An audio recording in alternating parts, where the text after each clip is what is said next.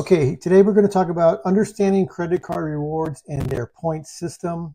Now, these credit card rewards and the rewards that they provide can be a valuable tool and benefit to cardholders, including cashback, travel rewards, and points to be redeemed on various products and services.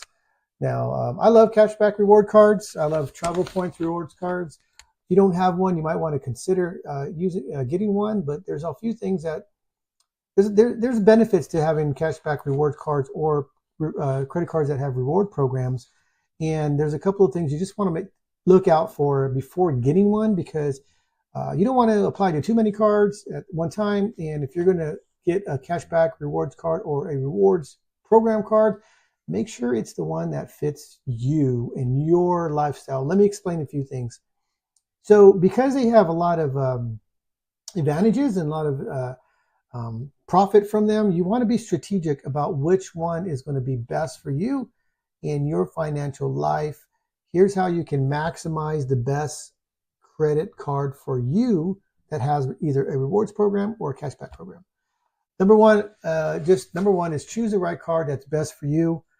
You want to select the card that is going to be best for your lifestyle and your situation. Make sure it is aligned with your spending habits and then your financial goals. Look for rewards cards that you frequently spend on. For example, dining cards, right? If you can get a special rewards card that benefits dining, if you're the kind of person that dines out a lot, then that's the kind of card you want to go with. Or even travel or groceries. For example, there's plenty of travel cards. There's plenty of airline cards, hotel cards. An example, when I do fly, I typically fly United Airlines. So the United Airlines reward program card fits me best because I don't typically fly Southwest or Frontier or some other airline. So I'm going to get the card that is going to be the most beneficial for me in that situation. And another one is like the Hilton hotels. I typically stay at the Hilton, so I get the card that benefits me from staying at those hotels rather than a Marriott or some other type of hotel that I'm not frequently at. So you want to get the card. If you're going to go with the travel card, you want to get the one that best fits you and your travel experiences, right? What fits your situation. You also want to, number two is you want to make sure you read the fine print. You want to be familiar with the terms and conditions and the rewards program. You want to pay attention to expiration dates, redemption options, and the limitations that might be on the cards. Every card is different. You want to take a look and see which one is going to be the best one for you. Some of them have expiration dates. You want to, as soon as you gather the value of the rewards card, you want to make sure you use it before they expire. Things like that, little things like that. And then you also want to maybe consider consolidate your cards. This is going to consolidate your rewards. This is going to be number three. If you have multiple cards on the same type of program, like the same type of rewards program, for example, like an American Express. If you have a couple American Express cards, sometimes they can be combined where you have points from two different cards, combine it at once. You can do that, or maybe like a Chase card. So you want to make sure that if you have the ability to combine them, that you can do that so that you can get the most out of the rewards cards. This allows you to accumulate rewards faster, and it simplifies the redemption process. The number four is to redeem them wisely, right? Consider the value of your points when you redeem them. You want to make sure you're getting the peak performance for each redemption. Well, some cards offer cash backs or straightforward values. Others offer travel. So you want to make sure that if you're going to spend the time and effort to gain all these rewards points, that you use them when you can. For example, like a travel card, they may have some expiration dates depending on the card. You're going to go for a trip and you would like to use it before they expire if they do. Another thing is the number five is that timing does actually matter. You want to be strategic about redeeming your points.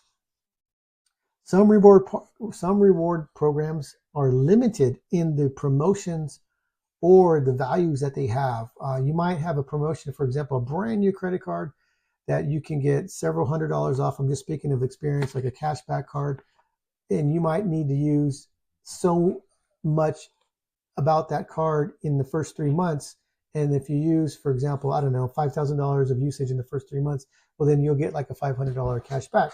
So you want to be aware of that you use the amount of the card per that little designated period that you can get the most out of your rewards.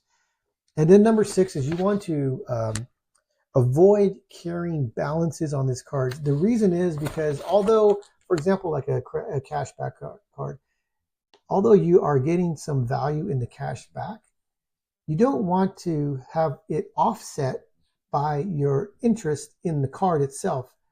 If you have like a card that has, I don't know, 18% interest, and you're not paying the balance off, and then at the end of the month you have to pay 18% interest, well, it just offset the rewards that you just accumulated. So it's best to get the most is get your rewards, especially if it's a cashback card, and then pay down the balance almost to zero if you can, so that you don't have an interest that offsets the rewards that you just accumulated. And then the number 7 item is to monitor your accounts. You want to regularly review your balances on your accounts, on your cards, but also the points system. So again, you don't want to accumulate all these points and unbeknownst to you that it was going to expire and you never got the opportunity to use the value that you accumulated. So you want to make sure that you just keep an eye on your account for the balances and the rewards.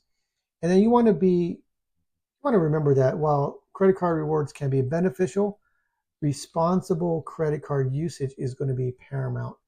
You don't want to put yourself in a situation that you've overspent and now you're in trouble and you can't come out of this hole that you put yourself into. You want to use these cards in a wise way that it does provide benefit for you, but at the same time, it doesn't hinder your financial situation. So I hope this helps. A little bit of information on credit card rewards. I use them. A lot of people use them. I love them. I have my own personal favorite cards that I use for certain different activities, especially travel. I have travel cards that are specially geared for traveling, and I get the most out of them when I do travel. And I have hotel cards that I use when I stay at hotels. My favorite hotel that I typically stay at is the Hilton. My favorite airline is United. So I have cards that benefit those two companies. However, I do use other companies at the same time. So I might use a cash reward cards when I have to stay somewhere else that is not a Hilton, or if I have to fly on an airline that isn't United. But I do try to make the best out of it. And if you have the ability to have a couple of cards, you might want to consider those when you do get one. Or if you are going to get your first rewards card, be wise about it. For example, a Costco card can be great if you are regularly shopping at Costco, because they have a great rewards program, especially when you use a card at Costco, things like that. If you're a frequent diner or grocery shopper, then you want to be able to use a card that benefits you the most. So just take a look at that, but be wise about it. Don't overspend. And hopefully this is just another tip that helps you. And thank you for watching. I appreciate it. Please like and subscribe.